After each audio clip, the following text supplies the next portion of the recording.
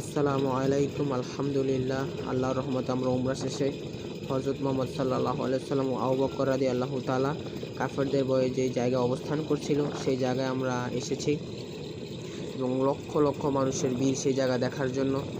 এবং আলহামদুলিল্লাহ আমার সৌভাগ্য হয়েছে সেই জায়গায় আসার এবং আমরা ভিডিওটা শেষ পর্যন্ত দেখতে থাকুন। ভিডিওর শেষে আমরা সেই জায়গা পৌঁছাতে প্রায় 3 ঘন্টা সাড়ে 3 ঘন্টা লেগেছে আমাদের। এবং তার শুরুতে থেকে শেষ পর্যন্ত ভিডিওটা দেখুন। একদম শেষে আমরা হযরত মুহাম্মদ সাল্লাল্লাহু আলাইহি ওয়াসাল্লাম ও আবু বকর রাদিয়াল্লাহু তাআলা যে জায়গায় অবস্থান করছিল সেই জায়গাটা দেখাবো। এবং দেখেন অনেক অনেক মানুষের ভিড়।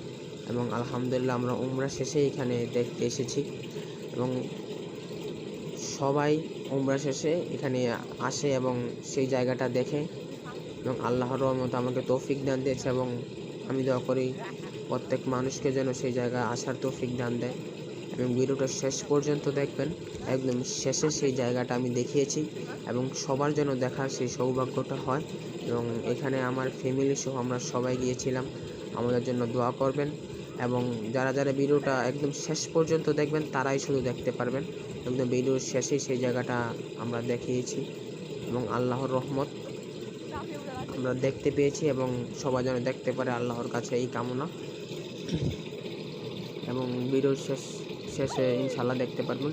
সবাই অপেক্ষা করে ভিডিওটা দেখুন এবং দেখুন হাজার হাজার মানুষের ভিড়। অনেক সময় লাগে এই পাহাড়ে উঠতে, প্রায় একদম উঁচু স্থানে উঠতে হবে আমাদের। যারা গিয়েছেন অবশ্যই জানেন 3 ঘন্টা 2.5 ঘন্টা লাগে উঠতে, আবার 3 ঘন্টা 2.5 ঘন্টা না লাগে নামতে।